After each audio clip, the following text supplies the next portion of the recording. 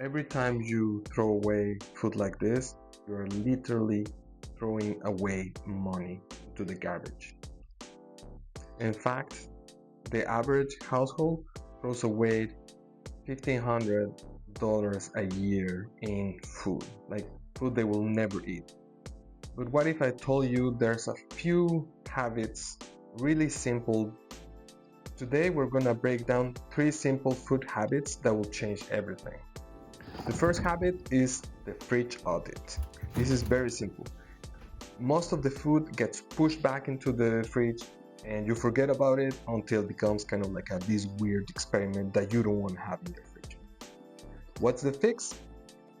You have a box that is the Eat Me First box. So next time you need to cook, you look into that box and you use those ingredients first. The fridge audit, you can do it, I don't know, every few days, maybe once a week. And it's just to take a look at the fridge, found those things that are like hiding behind some other things, just bring them in front, put them in the box, and keep your fridge clean. Traditionally, people go and find a recipe, then they buy all the stuff they need, all the ingredients, they cook that meal, and all the rest, all the things that they are not using, it's just gonna go to waste. So reverse meal planning, it's the opposite. You look into your fridge or your pantry and you see the ingredients that you already have, and then you plan ahead. Then you will know what you are gonna cook. You will use the things you already have, and it's gonna reduce your expenses, and it's also gonna reduce the waste because you're already using things you have.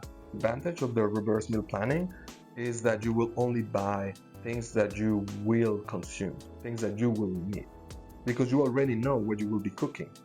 So when you don't have a plan, you go to the grocery store and then you start guessing and buying stuff that you probably won't need or maybe you will need, and that is highly end up in the garbage. Another advantage of the reverse meal planning is that because you know what you will be eating, you will probably have healthier habits and you will have more balanced meals.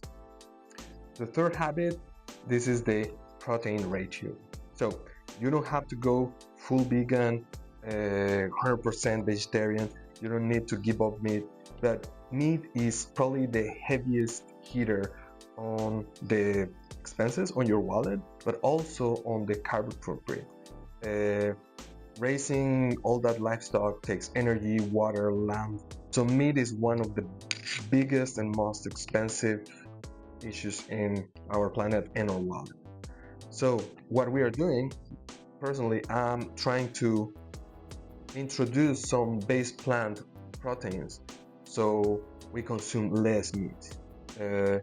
My son in daycare, he started eating tofu. I never ate tofu. I wasn't used to it. But because he liked it, I was curious. I go online, I found some recipes, I test a couple ideas, and now we have introduced tofu into our diet, into our main meal plan. So what we're doing is we are introducing more base plant proteins like tofu or lentils or chickpeas, beans into our diet, and we are reducing our grocery bills and the carbon footprint. So I made the numbers, and every time I buy a block of tofu, we are actually saving around $15 or $20, which means maybe $200 or $300 per year, which is a lot, and it's also reducing our carbon footprint significantly. You will have a bigger variety in your diet, and it's also gonna probably make it healthier. Adopting these habits doesn't mean that you are sacrificing good food. It just means that you are making more conscious decisions, more planned decisions, and that you are being smarter on the way you consume. To help you get started, I'm gonna copy the links of my favorite recipes. Well, I hope you like this video. Hope you find this interesting. Please let me know what you think. If you have any ideas or comments, if you have any other tips, things that you think we could explore in this experiment, so we can share it with the community. And because the goal of this experiment is to reduce our expenses and also reduce our carbon footprint. Please subscribe so you can follow up with the experiment. Take care, see you next time, and thanks for watching.